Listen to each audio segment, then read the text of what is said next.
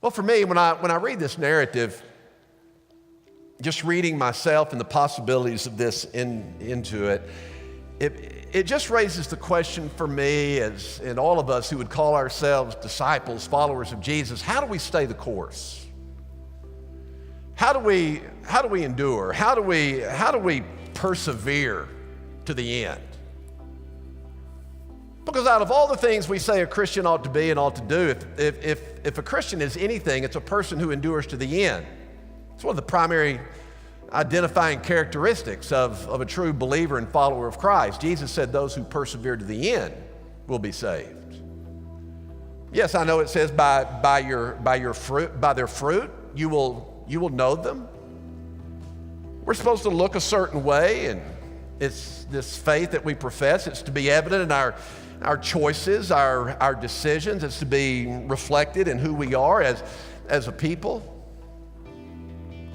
But probably the most telling is that person, Jesus says, who endures to the end. Because those who fade away, like these so-called disciples who were part of the crowd, those who faded away, they did endure to the end. So they simply didn't last. So how do we avoid that? The idea of quitting is always very unsettling to me. When I hear someone talking about they're going to quit something, whatever it is, that's just always unsettling to me. In fact, with close friends and coaches, sometimes whenever I hear somebody talking about quitting something, that they're not going to finish something, and I'll always ask them, joking around, I'll say, no, that excuse, what page is that in that book?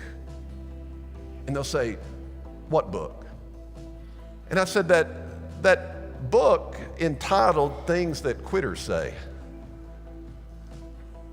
Quitting becomes a pattern in life. That's why it's always unsettling for me to hear that somebody's going to quit doing something, because once you quit the first thing in life, the next bit of adversity you face, that you face in life, you're more than likely to quit at that point as well. And it's just very unsettling when you think about it from a perspective of human possibilities, faith possibilities. Because when a person says, I'm going to quit, I'm no longer going to do this, it means that a barrier has been put in front of you and you don't want to push through it. Knowing that there's possibilities that you've never imagined, on the other side of that barrier, a person who quits says, I'm just going to stay right here.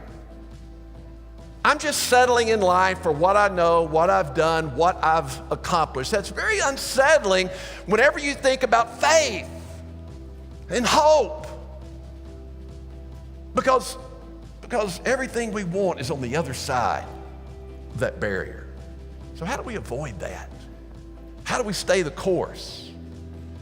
Well, as this passage unfolds in John chapter 6, There's some things here that will help us stay the course, things that will help you to finish in the life of faith, and not just endurance, but finish well.